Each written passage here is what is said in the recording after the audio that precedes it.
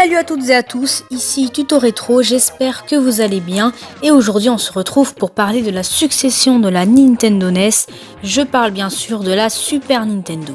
Allez c'est parti, commençons. La Super Nintendo Entertainment System, couramment abrégée Super NES ou Super Famicom au Japon, est une console de jeux vidéo de constructeur japonais Nintendo, commercialisée à partir de novembre 1990 en succédant la Nintendo NES que l'on a vu dans une ancienne vidéo.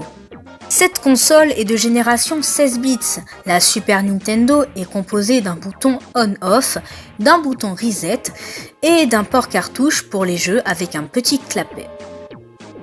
Tandis que la manette, elle, est constituée de 4 boutons d'action, X, Y, A et B, ainsi qu'une croix directionnelle pour se déplacer, d'une touche Start et Select et pour terminer, 2 boutons L et R.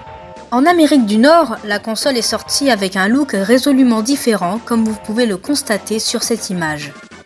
Conçue par Masayuki Uemura, le concepteur de la Famicom originale, la Super Famicom sort le mercredi 21 novembre 1990 pour un prix de 190€, soit 1250 francs à l'époque. C'est un succès immédiat. La livraison initiale de 300 000 unités est vendue en quelques heures. On va maintenant parler de la guerre des consoles, la rivalité entre Nintendo et Sega, largement alimentée par les médias spécialisés, aboutit à une des luttes les plus acharnées de l'histoire du jeu vidéo. Sega positionne la Mega Drive comme une console cool avec des titres plus matures, là où Nintendo proclame son avance technologique avec les capacités de zoom, de rotation de sa Super NES. Tandis que d'autres compagnies se dirigent vers des systèmes à 32 bits, Nintendo réussit à prouver que la Super Nintendo est encore un concurrent sérieux sur le marché. Sorti dans les premiers mois de l'année 1993, le jeu Star Fox, fruit d'une collaboration entre le studio anglais Argonaut Games et Nintendo, permettait grâce à l'ajout d'une puce spéciale de la Super FX d'afficher des graphismes en 3D temps réel, ce qui était à l'époque révolutionnaire. Face au Mega CD de la Mega Drive, Nintendo projette de sortir lui aussi un lecteur CD pour sa console et confie le projet à Sony avant de finalement le laisser tomber, préférant toujours le support des cartouches au CD. Sony, avec son projet inachevé sur les bras, décide d'en faire sa propre console, mais ça, c'est une autre histoire. On va aborder le sujet du jaunissement de la console. Un certain temps après le lancement de la Super NES nord-américaine, un phénomène pour le moins inhabituel s'est manifesté. Le plastique utilisé pour le boîtier de la console tend à jaunir si la console ne repose pas dans des conditions optimales comme une source de chaleur ponctuelle à proximité, soleil, température ambiante trop élevée.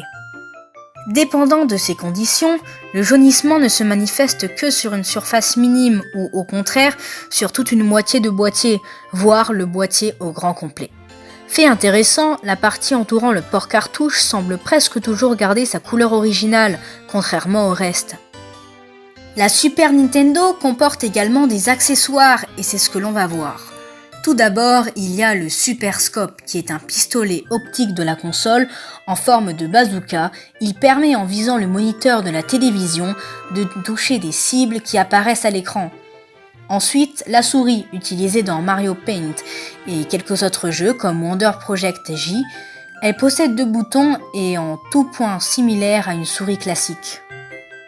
Et pour terminer, Super Game Boy permet de lire les jeux Game Boy classiques et d'y jouer sur sa télévision. Cet accessoire utilise une palette de couleurs restreinte mais est personnalisable, recolorant l'affichage du jeu.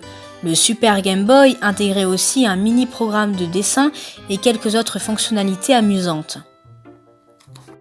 49,10 millions de Super Nintendo se sont vendus à travers le monde, dont 21,35 millions en Amérique et 17,75 millions au Japon. Bien qu'elle n'ait pas atteint les chiffres de la NES, vendue à 61,91 millions d'exemplaires, la Super Nintendo a été la console la plus vendue de sa génération. La Mega Drive arrive deuxième avec 39 à 40 millions de consoles vendues à l'international. Et maintenant, je vous présente les meilleurs jeux de la console. On commence avec Super Mario World, sorti en 1992 et vendu avec 20,5 millions d'exemplaires. Il est le jeu le plus vendu de la console.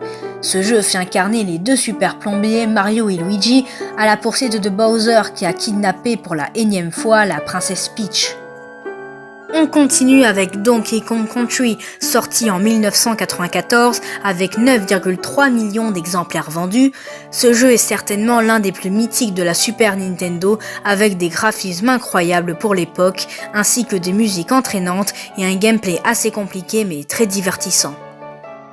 Il y a aussi Super Mario Kart, sorti le 23 janvier 1993, vendu à 8,7 millions d'exemplaires. Il utilise le processus Super FX, rendant le jeu très addictif, avec un 3D incroyablement réussi et des courses déjantées. On va bien sûr parler de Street Fighter 2 Turbo, sorti en septembre 1992 avec 6,3 millions d'exemplaires vendus. C'est un jeu de combat pouvant être joué à deux.